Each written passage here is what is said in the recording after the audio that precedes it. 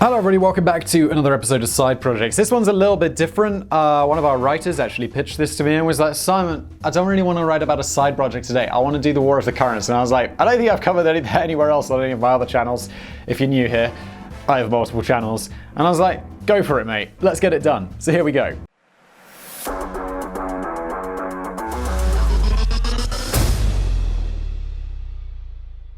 After inventing the world's first practical light bulb in the late 1870s, Thomas Alva Edison set his sights on creating an electrical system that would allow homes across the country to take advantage of his new contraption. And if everything went according to plan, he'd make a killing. Edison's strategy relied on DC, or direct current electricity, but its limitations became evident early on. During the transmission process, significant amounts of power just vanished into thin air, an inconvenient characteristic in a big country with a largely rural population. To iron out the kinks, Edison turned to a young employee, a guy you might have heard of, a Serbian mathematician and visionary named Nikola Tesla. Tesla began the arduous process of re-engineering Edison's DC generators, but he soon realized that they were wholly unsuited to the job. Meanwhile, less than 400 miles away in west-central Pennsylvania, George Westinghouse's company had been working on a system based on alternating current, or AC. Unlike direct current, alternating current electricity could be efficiently transmitted over vast distances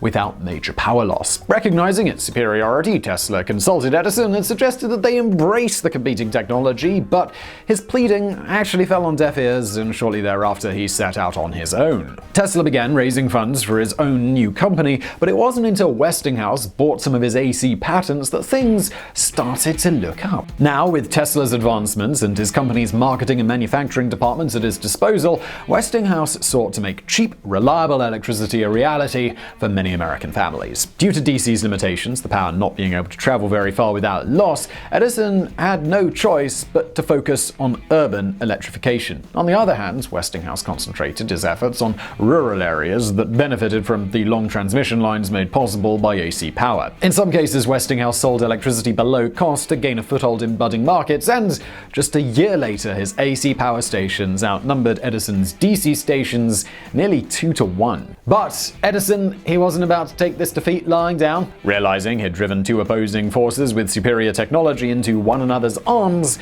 he embarked on a smear campaign of truly epic proportions. He reasoned that Westinghouse's electricity must be more dangerous than his own, and he predicted it was only a matter of time before it began killing its hapless consumers. Not one to wait for fate to intervene, though, Edison conspired to hasten his competitor's demise, but it wasn't until 1887 that he finally got the break that he'd been looking for. As luck would have it, an inebriated man in upstate New York accidentally electrocuted himself with an AC generator. The incident was witnessed by a local dentist named Alfred Southwick, who'd been looking into more humane methods of execution.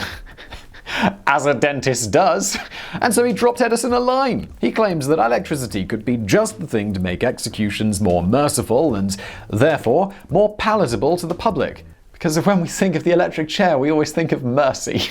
Though not a proponent of capital punishment himself, Edison did agree to help, though his motivations were just a little bit suspect. If he played his cards right, he might be able to strike a death blow to his nemesis' business and his reputation, all while opening up a clear path to dominating the fledgling electricity industry. To that end, mid-1888, Edison went on a bit of a bizarre marketing campaign, touting Westinghouse's AC generators, the very ones that he had spent the few previous years absolutely bashing. At exclusion of all the others, Edison's campaign highlighted one particular aspect of Westinghouse's generators, that they made perfect killing machines. Edison's efforts were met with some success, but words alone would never be enough. He needed a spectacle, like the execution of animals in a public place. For his first performance, Edison chose a forlorn pooch. Edison's men connected wires from a small AC generator to a metal bowl and then enticed the emaciated canine towards the food.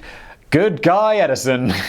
Unable to resist, the unsuspecting dog placed his muzzle to the bowl, after which he let out a pathetic yelp and fell over dead. The stunned onlookers were reminded that the same electrical principles could be applied to humans, especially when the current came from AC machines manufactured by the Westinghouse Electric Company of Pennsylvania. And it was at that moment that the Battle of the Currents got a little bit personal. Wise to his underhanded tricks, Westinghouse sent multiple letters to Edison stating that cooperation, not conflict, would benefit both parties. good guy Westinghouse, but they had little effect, and Edison just escalated his campaign. But Edison's a bit of a dick, isn't he? Bolstered by the success of his first show, he took advantage of New Jersey's stray dog problem. Aided by a network of enterprising street urchins, he bought dogs by the dozen and began electrocuting them in public with increasing frequency. The Ghoulish demonstrations became so well known that he was summoned to appear before a New York State panel tasked with investigating alternative methods of execution.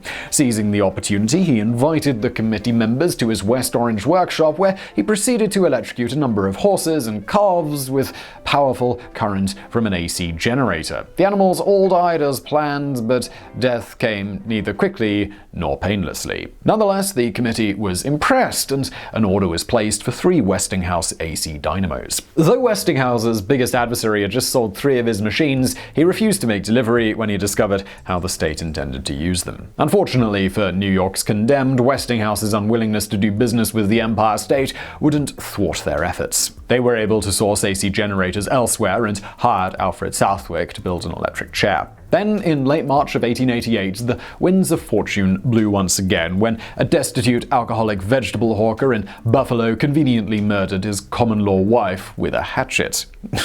How convenient. His name was William Kemmler, and his death would become a tale of horror told to frightened children around crackling fires for decades to come. Kemmler was convicted of first-degree murder on May the 10th, and his date with Auburn State Prison's new execution contraption was scheduled for August 1890. Still morally outraged, Westinghouse filed an appeal claiming that death by electrocution violated the Eighth Amendment's cruel and unusual punishment clause. He also purportedly spent nearly $100,000, nearly $3 million today, on Kemmler's defense, though there was little question of his guilt. His appeal and those from Kemmler's lawyers were ultimately unsuccessful, and the state decided that after nearly a decade of development, the device was more than capable of completing its grisly task. Westinghouse was appalled at having his name associated with such a ritual, especially since the implication was that if AC electricity was capable of killing helpless animals and death row convicts, it could certainly do the same to innocent consumers. On the 6th of August, Kemmler was led into Auburn's death chamber, strapped to the electric chair, and wired to an AC dynamo. Then, after the formalities were concluded, a switch was flipped, and a massive surge of electricity poured into his taut body. The onslaught packed such a punch that Kemmler's face contorted grotesquely. Blood spurted from his eyes and ears, and his coat burst into flames. After nearly 20 seconds, the power was cut, but Kemmler still wasn't dead. Apparently, he was still moving and gasping for air, at which point a spectator reportedly shrieked, "Great God, he's alive." The current was ordered back on to finish the job, but the dynamo wasn't ready. They needed time to generate the necessary current. Meanwhile, horrified guests fainted, vomited, and implored the executioner to put the man out of his misery. Minutes passed before Kemmler was finally finished off, after which the attending physician said that it was such an atrocious spectacle that he doubted there'd ever be another electrocution. After reading first-hand accounts of the incident, Westinghouse apparently opines that they'd have been better off using an axe. Rather than bask in his success, Edison coins the term Westinghouse to describe electrocution, permanently linking his competitor's name to the shocking death. Not one to sit idly by and watch his hard work minimized by disparagement, the electric chair's inventor claimed his apparatus had elevated society to a higher level. Wow, when something goes horribly wrong, just be like, no, it was great.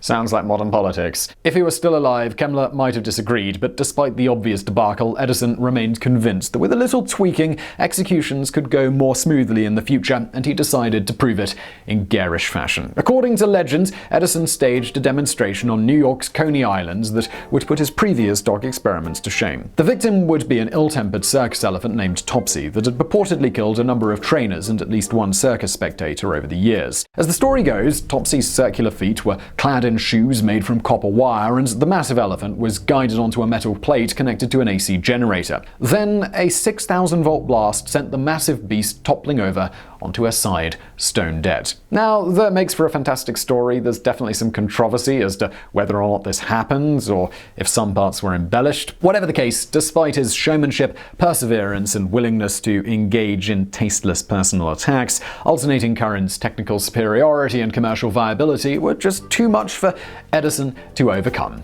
The writing was on the wall. When Westinghouse won the contract to provide electricity for the Chicago World's Fair in 1893, AC became the gold standard for electrical systems almost overnight. Westinghouse secured other high-profile contracts like building and installing a number of massive hydroelectric power generators at Niagara Falls. Just a few years away from the turn of the century, those same generators began delivering safe energy to Buffalo, more than 25 miles away, the final shot in the war of currents that had raged on for more than a decade. After the dust had settled, Edison admitted that he regretted disregarding Tesla's advice. You bet he did.